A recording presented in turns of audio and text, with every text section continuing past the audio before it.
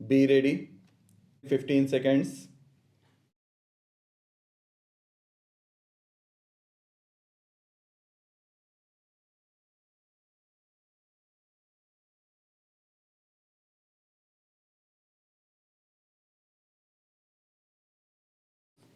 There can be no doubt that a reduction in the number of years of married life in a woman's reproductive cycle would be dramatically reflected in the number of children she is likely to bear.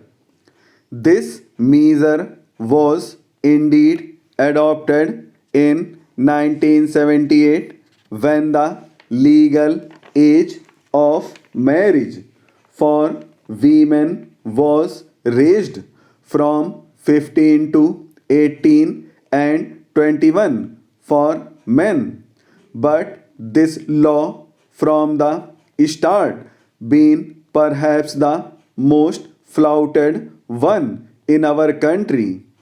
A large proportion of girls still get married well before the legal age for want of effective social pressure against early marriages, which have serious health consequences for the mother and the child besides pushing up fertility. This is admittedly a difficult problem, but one which must be faced. The continued toleration of its violation on the part of the public encourages disregard of other laws as well and undermines the very concept and framework of a society based on the rule of law. The second point concerns the critical importance of female education and literacy as a crucial determinant of fertility amongst women in India. All the statistics prove that. We all know, for instance, that Kerala, with the highest female literacy rate in the country, also enjoys the lowest birth rate, while Rajasthan's appallingly low female literacy rate is more than fully reflected in the highest birth rate in the country. This should surely suffice to convince the central and state governments that concentrating on literacy programs, particularly amongst girls and young women, would be a most effective instrument in reducing the birth rate. Literacy and primary education programs are primarily the responsibility of state governments, and the levels of achievement in each state depend largely on the degree of interest and determination on the part of the respective governments and on the priority given to education in their allocation of funds. If a shortage of funds proves to be the main impediment, then the means must be found with the intervention of the central government, if necessary, to supplement them. A major cause of our failure to achieve fuller and quicker results in our family planning and health programs has been because of a failure of communications.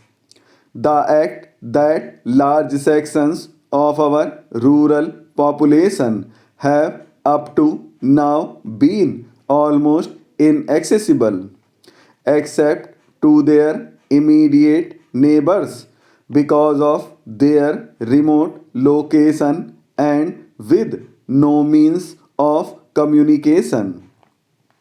With some variations, the nature of the problem in poverty stricken Africa and Latin America must be the same.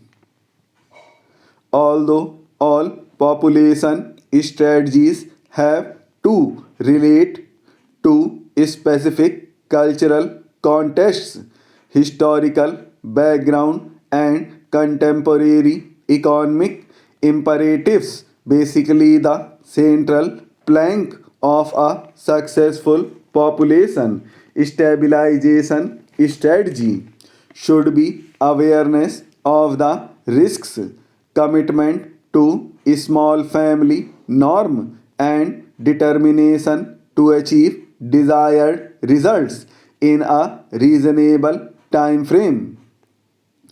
Otherwise, the snowballing effect of exploding numbers will set at naught all tidy plans.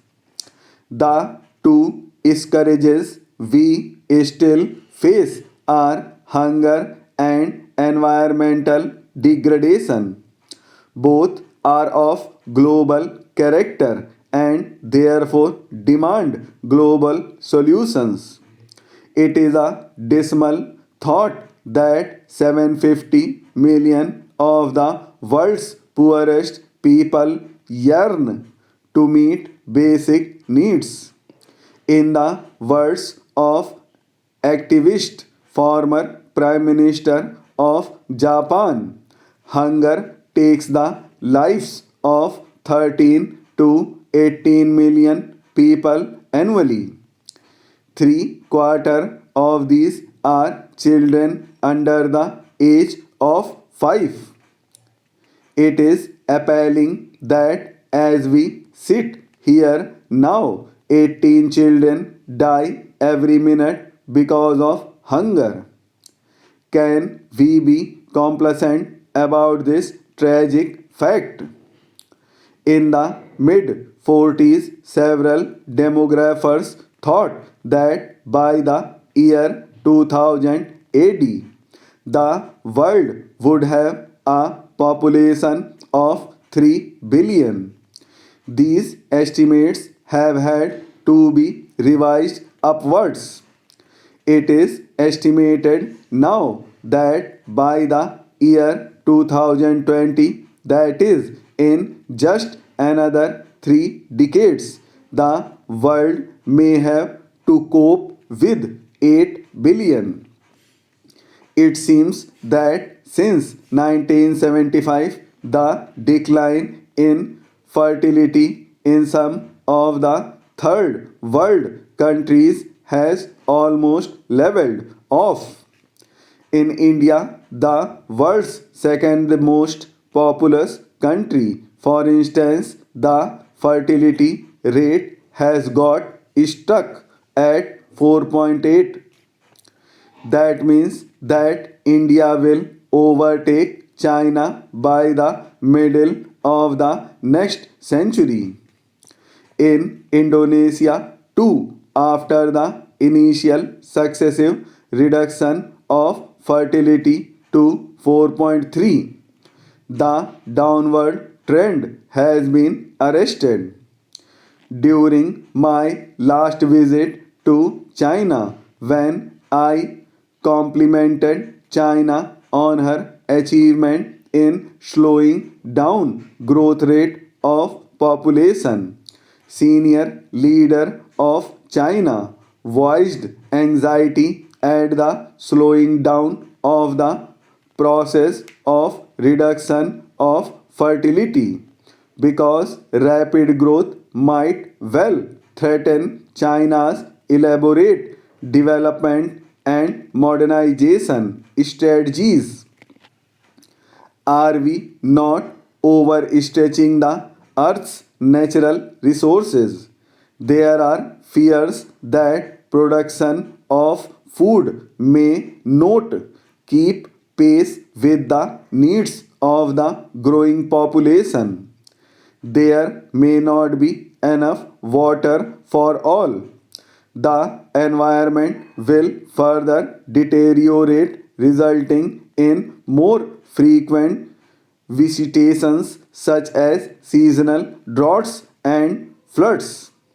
Shelter remains a critical problem. It can certainly get worse as is visible from rapidly mushrooming slums in all big or small cities.